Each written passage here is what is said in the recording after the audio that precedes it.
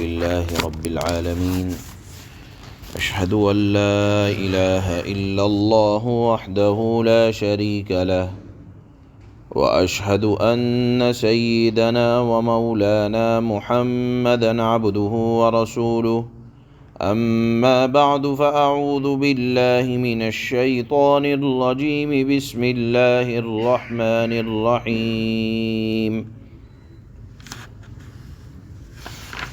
ألم نهلك الأولين ثم نتبعهم الآخرين كذلك نفعل بالمجرمين ويل يومئذ للمكذبين ألم نخلقكم من ماء مهين فجعلناه في قرار مكين إلى قدر معلوم فقدرنا فنعم القادرون ويل يومئذ للمكذبين صدق الله مولانا العلي العظيم۔ یہ سورہ مرسلات چل رہی ہے، اس کی ابتدائی آیات سے لے کر اگر یہاں تک کی آیتوں کا خلاصہ کیا جائے تو یہ ہوگا کہ اللہ نے شروع میں چند چیزوں کی قسم کھا کر فرمایا کہ قیامت ضرور آئے گی۔ اس کے بعد اللہ نے قیامت کے بعض احوال کو بیان فرمایا کہ قیامت کے دن سورج، چاند، ستارے درہم برہم ہو جائیں گے، نظام اللہ اس کو الٹ دیں گے، ختم ہو جائے گا، اور پھر جب اللہ کو منظور ہوگا قیامت کے وقوع کے بعد تو اللہ تمام اولین اور آخرین کو یعنی تمام لوگوں کو دوبارہ جمع کریں گے اور دنیا کے اعمال کے مطابق جزا اور سزا دی جائے گی۔ اور اس دن جو لوگ جھٹلانے والے تھے ان کے لیے بڑی تباہی اور بربادی کا سامان ہوگا۔ یہ اب تک کی سورہ مرسلات کی آیات کا خلاصہ ہے۔ اب آج کی ان آیات میں اللہ پاک ارشاد فرماتے ہیں کہ جب نافرمانوں کو طرح طرح کی سزائیں قرآن کریم کے واسطے سے اللہ کے نبی صلی اللہ علیہ وسلم سنایا کرتے تھے تو یہ اپنی کج فہمی کی وجہ سے، نہ سمجھ ہو جانے کی وجہ سے یوں سمجھتے تھے کہ بھلا اتنی بڑی دنیا کہاں ختم ہو جائے گی کہ تمام آدمی بیک وقت ختم ہو جائیں، نسل انسانی دنیا سے بالکل ناپید ہو جائے، اور کہا کرتے تھے کہ یہ جنت اور جہنم، یہ دوزخ اور یہ عذاب سب فرضی باتیں معلوم ہوتی ہیں۔ اللہ ان کے اس خیالات کو دور کرنا چاہتے ہیں کہ یہ مت سمجھو کہ تم ہمیشہ رہو گے یا نسل انسانی ہمیشہ رہے گی۔ یہ دیکھو تم سے پہلے کتنی طاقتور قومیں تھیں جو اپنی نافرمانی کے باعث عذاب میں مبتلا ہو گئیں۔ نہیں دیکھا تم نے اپنے سے پہلے والوں کو جن کے بارے میں خیال یہ تھا، جو اپنے بارے میں یہ سمجھتے تھے کہ اللہ نے ہم سے زیادہ کسی کو طاقتور نہیں پیدا کیا۔ قوم عاد، قوم ثمود کے حالات نہیں دیکھے جو کہا کرتے تھے کہ ہم سے زیادہ کون ہو گیا طاقت میں، اور جن کا یہ خیال تھا کہ التی لم یخلق مثلها فی البلاد، کہ اس طرح کے لوگ آج تک پیدا نہیں کیے گئے۔ الم نہلک الاولین، اللہ فرماتے ہیں کیا ہم اگلے لوگوں کو یعنی تم سے پہلے لوگوں کو ہلاک نہیں کر چکے ہیں؟ جو تم یہ سمجھتے ہو کہ جو کچھ کرتے رہو گے دنیا کا نظام اسی طرح چلتا رہے گا، تم سے پہلے بھی لوگ تھے وہ بھی دنیا سے چلے گئے۔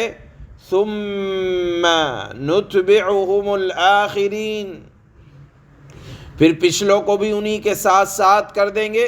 یعنی اب موجودہ لوگ یہ نہ سمجھیں کہ ہمیں ہمیشہ رہنا ہے، بلکہ ان کو بھی اللہ اگر نافرمانی کریں گے تو عذاب دنیا میں بھی دکھائیں گے، اور پہلے لوگوں کی طرح ان کو بھی ہلاک کر دیں گے۔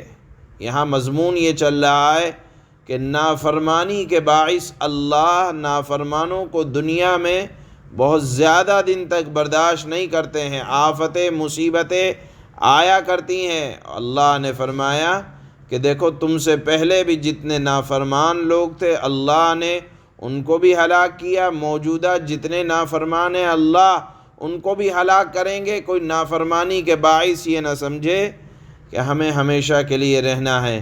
اللہ نے فرمایا كَذَلِكَ نَفْعَلُ بِالْمُجْرِمِينَ، ہم مجرموں کے ساتھ ایسا ہی معاملہ کیا کرتے ہیں، لہذا ہر عاقل آدمی کو اس وعید سے ڈرنا چاہیے کہ کوئی بدکار قوم دنیا میں ہلاکت کی سزا سے بچ نہیں پائی ہے، اور اب بھی اللہ کا یہ قانون برابر جاری ہے۔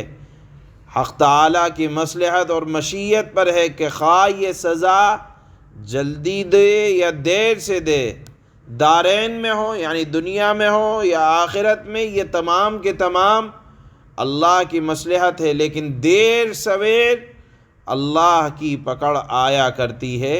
اللہ نے فرمایا وَيْلٌ يَوْمَئِذٍ لِّلْمُكَذِّبِينَ، اس روز جھٹلانے والوں کے لیے بڑی خرابی ہے۔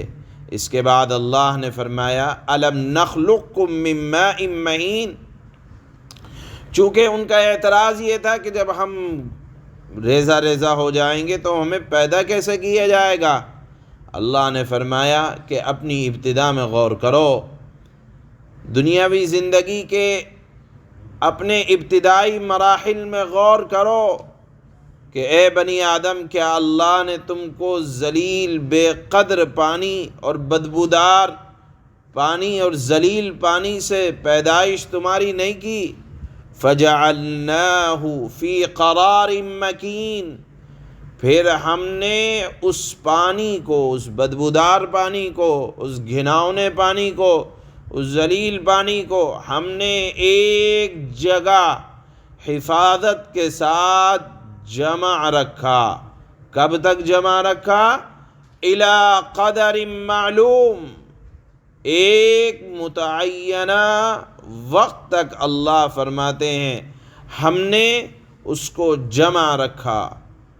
جو لوگ طب کی لائن سے واقف ہیں وہ جانتے ہیں کہ اللہ نے اس نظام کو ایسا بہترین بنایا ہے، لیکن ساتھ میں سوچنے کے لیے اللہ نے علامتیں بھی دی ہیں کہ تم اپنے گل سڑ جانے کو اتنا معیوب سمجھتے ہو کہ ہم دوبارہ نہیں پیدا کیے جائیں گے، اس سے بھی پرے کی بات یہ ہے کہ اللہ نے تمہیں ایسے پانی سے پیدا کیا جس کو آدمی انتہائی بدبودار سمجھتا ہے، لگا رہ جائے بدن پر تو گھن آتی ہے، اور ایسا نظام بنایا کہ جب وہ رحم مادر میں پہنچتا ہے تو ایک متعینہ مدت تک کے لیے اللہ اس کو ایسا بہترین جگہ محفوظ کر دیتے ہیں کہ کہنے والے حضرت مفتی حضرت شاہ عبدالعزیز محدث دہلوی رحمہ اللہ نے اپنی کتاب کے اندر اس کی تفسیر بیان کی ہے فتح العزیز کے اندر، کہ رحم مادر میں جب نطفہ جاتا ہے تو اس کا منہ بند ہو جاتا ہے، اس وجہ سے کہ اب وہ بچہ بننا ہے، اب گندا پانی رحم مادر کے اندر نہ جائے، اور وہ اس کے اندر اس طرح سے پیوست ہو جاتا ہے کہ اس رحم مادر کا حصہ بن جاتا ہے، حتیٰ کہ اس پانی کو ایک جھلی گھیر لیا کرتی ہے باریک پردے کی سی، کہ اب اس کے دیگر آلائش بھی اس کے ساتھ ضم مل نہ پائے، اور پھر اس کے بعد اللہ ماں کی رحم کے اندر ایک طرح سے اس کی اس طرح حفاظت کرتے ہیں کہ اس کی ناف کے ذریعے سے اللہ پاک اس کی خوراک کا بھی انتظام کرتے ہیں، اور پھر فضلات کے نکلنے کا بھی انتظام کرتے ہیں، حتیٰ کہ ایک متعینہ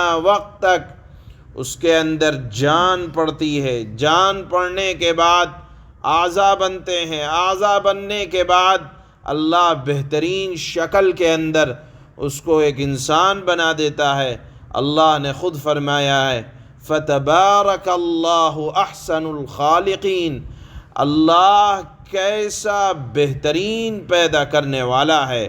لہذا جو اللہ ایسے ذلیل پانی سے انسان کو پیدا کر دے گا، کرتا ہے، تو کیا اللہ کے لیے مٹی میں مل جانے کے بعد دوبارہ پیدا کرنا نہیں، دوبارہ جمع کرنا؟ پیدا تو ہم سب ہو چکے ہیں، قیامت کے دن جمع ہوں گے، قبروں سے اٹھیں گے، اعضاء منتشر ہوں گے۔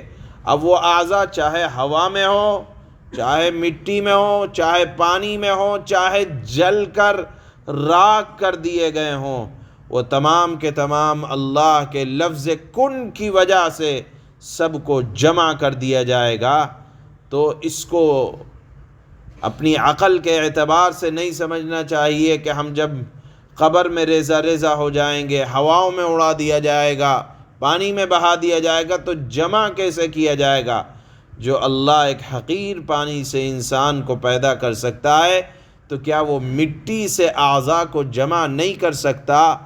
اس بات کو اللہ نے یہاں ان آیات میں بیان فرمایا کہ کیا ہم نے تم کو بے قدر پانی سے نہیں بنایا، اور پھر ہم نے اس کو ایک محفوظ مقام پر جمع کر دیا، الی قدر معلوم، ایک متعینہ وقت تک۔ فقدرنا، دیکھو ہم کیسے اچھے اندازے سے ٹھہرانے والے ہیں، فنعم القادرون، بہترین قدرت رکھنے والے ہیں۔ ویل یومئذ للمکذبین، اس روز جھٹلانے والوں کے لیے بڑی خرابی ہے۔ یہ مضمون اللہ نے آج کی ان آیات میں بیان فرمایا ہے۔ اللہ فرماتے ہیں أَلَمْ نُهْلِكِ الْأَوَّلِينَ ثُمَّ نُتْبِعُهُمُ الْآخِرِينَ، کیا ہم نے پہلے لوگوں کو ہلاک نہیں کیا؟ یعنی دنیا جب سے بنی ہے نہ جانے کتنے لوگ، کتنے طاقت والے مضبوط جسم کے مالک دنیا سے چلے گئے۔ جب وہ چلے گئے تو تم بھی باقی نہیں رہنے والے۔ ثم نتبعهم الآخرین، پھر انہی کے پیچھے بعد والوں کو بھی چلتا کر دیں گے۔ یعنی جس طرح نافرمانوں کو اللہ نے ان کی نافرمانی کے سبب پکڑا، موجودہ نافرمان بھی بہت زیادہ مطمئن نہ ہو، ان کو بھی جانا ہے وہ اللہ کی پکڑ کے اوپر ہے، دیر سویر ضرور آیا کرتی ہے۔ وَيْلٌ يَوْمَئِذٍ لِّلْمُكَذِّبِينَ، بڑی خرابی ہوگی اس دن ایسے لوگوں کی جو حق کو جھٹلاتے ہیں۔ أَلَمْ نَخْلُقكُّم مِّن مَّاءٍ مَّهِينٍ، اے مخاطب، کیا ہم نے تمہیں ایک حقیر پانی سے پیدا نہیں کیا؟ فَجَعَلْنَاهُ فِي قَرَارٍ مَّكِينٍ، پھر ہم نے اسے مقررہ وقت تک ایک مضبوط قرار کی جگہ میں رکھا۔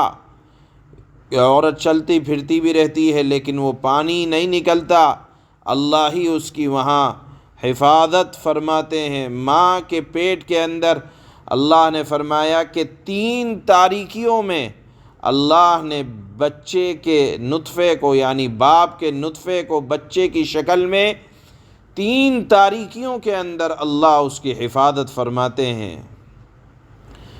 فَجَعَلْنَاهُ فِي قَرَارٍ مَّكِينٍ إِلَى قَدَرٍ مَّعْلُومٍ فَقَدَرْنَا فَنِعْمَ الْقَادِرُونَ، پھر ہم نے اس نطفے کو مقررہ وقت تک ایک مضبوط قرار کی جگہ میں رکھا، پھر ہم نے توازن پیدا کیا۔ ایسا نہیں کہ ہاتھ لمبے کر دیے، پیر لمبے کر دیے، توازن رکھا ہر چیز کے اندر۔ چنانچہ اچھا توازن پیدا کرنے والے ہم ہی ہیں۔